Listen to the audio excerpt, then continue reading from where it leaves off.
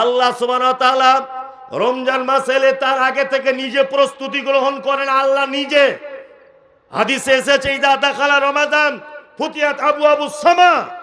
আল্লাহ নবী সাল্লাল্লাহু আলাইহি ওয়াসাল্লাম বলছেন যখন রমজান প্রবেশ করে আল্লাহ ফেরেশতাদেরকে বলে জান্নাতের সব আসমানের সব দরজা খুলে দাও, একটাও যেন আটকানো না থাকে, সব আসমানের দরজা খুলে দাও। ফুতিয়াত আবওয়াবুল জান্নাহ, জান্নাতের সব দরজা খুলে দাও। গুল্লিকাত আবওয়াবুন নার, জাহান্নামের দরজা বন্ধ করে দাও।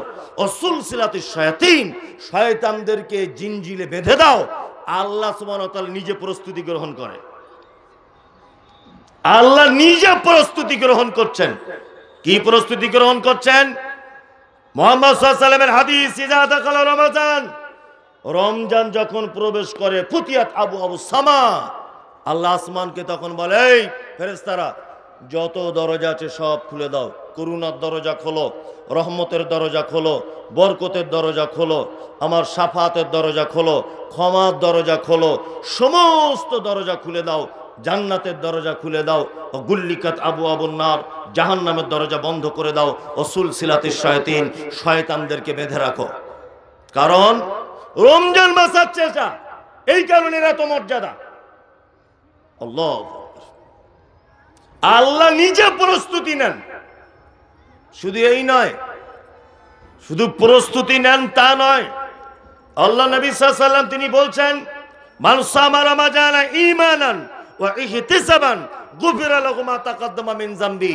কোন মানুষ যদি ঈমানের অবস্থায় নেকির আশায় সে যদি সিয়াম পালন করে রমজানে, গুফিরা লাহু মা তাকাদ্দামা মিন যামবি, তার জীবনের পিছনে সব গুনাহ আল্লাহ ক্ষমা করে দিবে, সব গুনাহ ক্ষমা করে দিবে।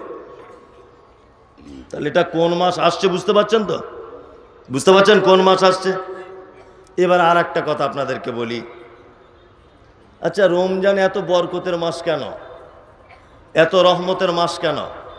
হ্যাঁ, এখানে জলসা হচ্ছে, প্রধান বক্তাকে বদরুদ্দোজা নদবী, তার মানে এত আয়োজন, এত লোকের সমাগম কার জন্যে? কার জন্যে? বদরুদ্দোজা নদবীর জন্যে। প্রধান মেহমানকে রাজ্য সরকার মমতা ব্যানার্জি, লাখ লাখ লোক এখানে, তাহলে লাখ লাখ লোক কার জন্যে? এই ব্যক্তিটির জন্যে। প্রধান অতিথিকে অমুক বক্তা সাহেব আসছেন, হাজার হাজার লোক, লোকগুলো কার জন্যে? এই লোকটার জন্যে, তাই তো? রমজানের এত সমাগম, এত বরকত, এত রহমত কেন? আল্লাহ তাআলা বলছেন শাহরুর রমাজান, এটা হচ্ছে ওই রমজান, এটা হচ্ছে ওই রমজান আল্লাযী উনজিলা ফীহিল কোরআন, যে মাসে আল্লাহ কোরআন অবতীর্ণ করেছে। তার মানে এই মাসের যত বরকত, যত রহমত, যত দয়া, যত করুণা, সমস্ত কিছু কোরআন নাজিলের বরকতে। কি বলছি বুঝতে পারছেন? কোরআন নাজিলের কি বরকত। আচ্ছা, আমাদের নবী মুহাম্মদ সাল্লাল্লাহু আলাইহি ওয়াসাল্লাম শেষ নবী তো, নবীদের মধ্যে সর্বশ্রেষ্ঠ নবী, তাই তো? জি। আচ্ছা, আল্লাহ নবী সাল্লাল্লাহু আলাইহি ওয়াসাল্লাম শেষ নবী, শ্রেষ্ঠ নবী কেন জানা আছে? শ্রেষ্ঠ নবীর অনেক কারণের একটি কারণ যে আমাদের নবী মুহাম্মদ সাল্লাল্লাহু আলাইহি ওয়াসাল্লামের উপরে পৃথিবীর চূড়ান্ত একটি কিতাব, তার নাম আল কোরআন অবতীর্ণ হয়েছে। তাই এটাও একটি কারণ যে ওনার কাছে সর্বশেষ এবং চূড়ান্ত কিতাব অবতীর্ণ হয়েছে। তার মানে এটা কোরআন নাজিলের মাস।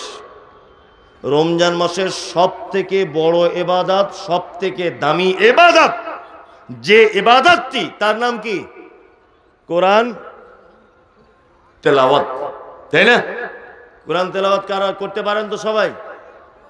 কারা কারা?